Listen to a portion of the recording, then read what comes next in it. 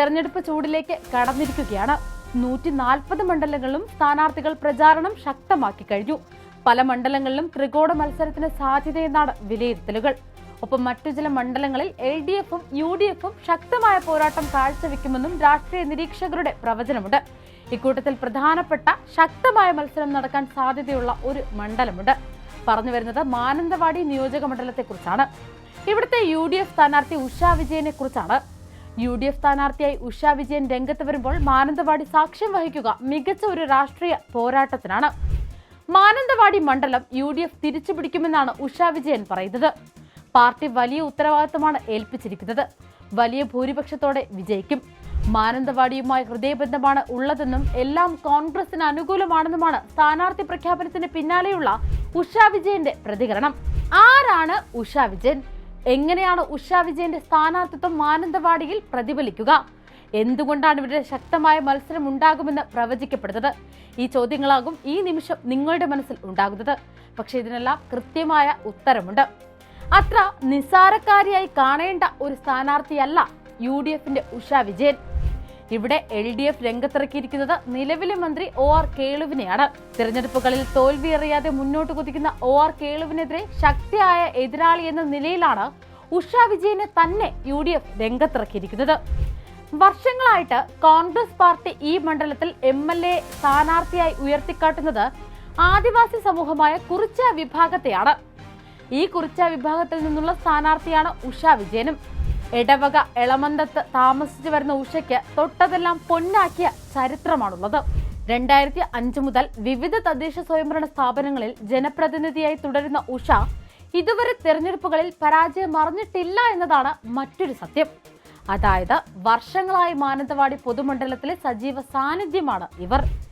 ഇടവക മണ്ഡലം കോൺഗ്രസ് കമ്മിറ്റി പ്രസിഡന്റായി പാർട്ടിയെ നയിച്ചിട്ടുണ്ട്. യൂത്ത് കോൺഗ്രസ് മണ്ഡലം സെക്രട്ടറി, മഹിളാ കോൺഗ്രസ് ജില്ലാ സെക്രട്ടറി, ആദിവാസി കോൺഗ്രസ് സംസ്ഥാന ജനറൽ സെക്രട്ടറി എന്നീ നിലകളിൽ പ്രവർത്തിച്ചിട്ടുണ്ട് ഉഷ വിജയൻ.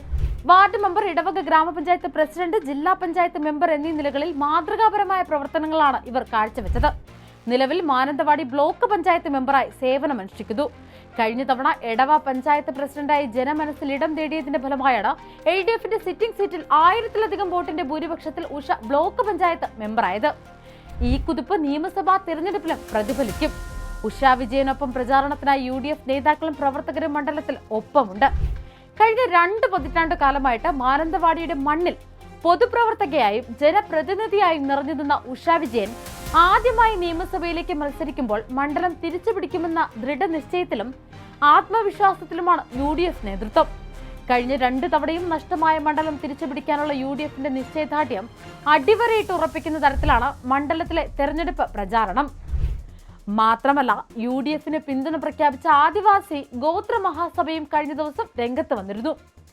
സംസ്ഥാനത്ത് LDFന്റെ 3ാം തുടർഭരണം അപകടകരമാണെന്നും LDF ഭരണകാലത്ത് ഏറ്റവും കൂടുതൽ തിരിച്ചടി നേരിട്ടത് ദളിത് ആദിവാസി വിഭാഗങ്ങളാണെന്നും 3ാം ഭരണം വന്നാൽ കേരളത്തിലെ ആദിവാസി ദളിത് വിഭാഗങ്ങൾ തുടച്ചു നീക്കപ്പെടുമെന്നുമാണ് ആദിവാസി ഗോത്ര മഹാസഭ പറയുന്നത്.